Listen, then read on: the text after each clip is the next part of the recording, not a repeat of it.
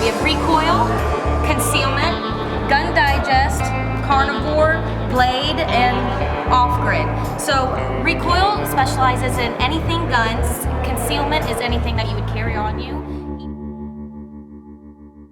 Okay, I'm Steve Shackleford, editor of Blade Magazine. We're at the Blade Show West at the Fort Convention Center, or Fort Worth Convention Center in Fort Worth, Texas. I like knives, John Wayne movies. I like to play golf. I like nature. I like my dog, and I like my wife. And how did you get started in knife making? Well, I'm not really in knife making. It's in the knife editing business. But I was hired by Bruce Wools in 1985. I was worked for a weekly newspaper, but Bruce needed somebody who knew how to handle people in local areas, towns, that would work with the same people over and over again, which is what I do in the knife business. So he figured he would give me a shot, and that was 1985, and I've been with him ever since. And where did you get that accent? Chattanooga, Tennessee. It sounds normal to me. Come on now. But anyhow, I get that. Don't worry. I'm used to it. And how did you move over to be editor? Well, actually, when Bruce hired me, it was to edit what was called The Edges. It was a periodical that was more about antique pocket knives. And he was trying to, well, it was a tabloid form, actually, and trying to spin it off from Blade. And he used me to edit and write feature stories for Blade, and I also sold ads. So I did both sides. I both did editorial and advertising, which a lot of people saw as a conflict. So Bruce had to take me off the ads and put me on editorial full time. So I stayed with Blade, and eventually Bruce moved on up and made me editor in '91, and I've been editor ever since. Editor, you could call me editor-in-chief, but I just go by editor. Okay. And then you went through a period of wearing a beard? Well, that was here in the recent years. I grew a beard for a while, but it was so white I was tired of people calling me Santa Claus. So, and I just got kind of. I really don't mind growing a beard though. It feels good, and I don't have to shave every day. Well, you have an excellent magazine. How much longer do you think we'll look forward to your grand leadership? I have no idea. At least another 2 or 3 years, but beyond that, I don't know. It depends on how bad Joe Biden messes up the economy. If it gets to a point where we're paying $10 for a gallon of gas, who knows? I may be working till who knows when. Okay. So there's many aspects of the magazine. I think there's sales or some websites, stuff like that. Are you mainly just with the editing? Yes, I do the editing. I do the seminars, or line up the seminars for our shows, Blade Show Texas, and Blade Show West. And of course, I do everything editorially as far as assigning stories for Blade. I create the editorial calendar. I write the headlines, the captions. I edit all the copy.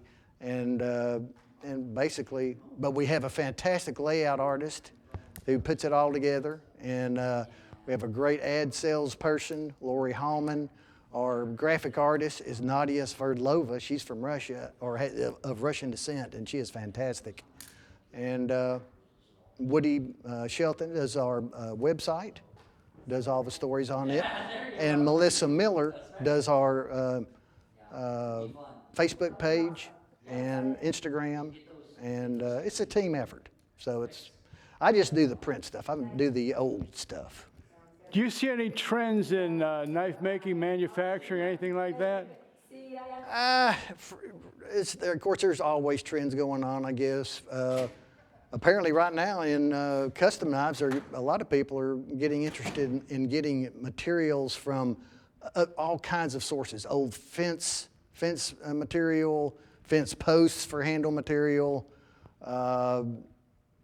you name it. They're coming up with different, that really is a rebirth of an old trend that was popular, gosh, it's been about 10, 20 years ago. Anything that was popular, a lot of times it's going to come back around, and that's what's happening there. Of course, a lot of slip joints, as we all know, those have been very popular. Forged knives are very popular.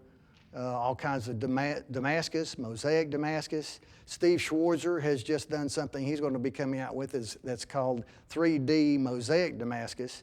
I can't release much on that, but it's going to be revolutionary. There's a lot of just things that are going on all the time. Trends are changing almost daily.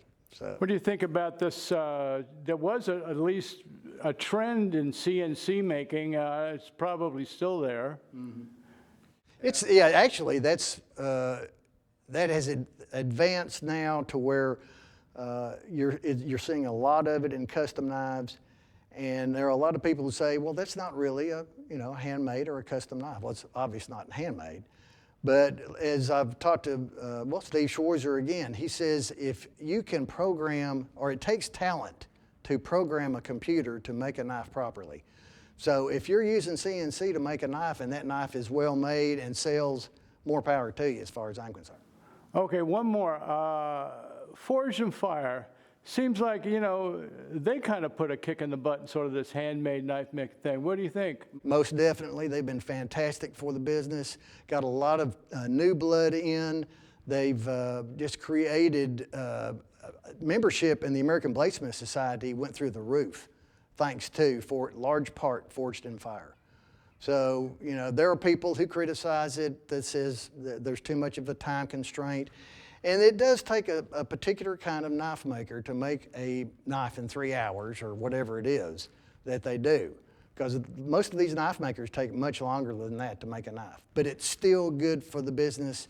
More people know about forged knives now because of Forged and Fire than have ever known before. And that it's got to be a good thing.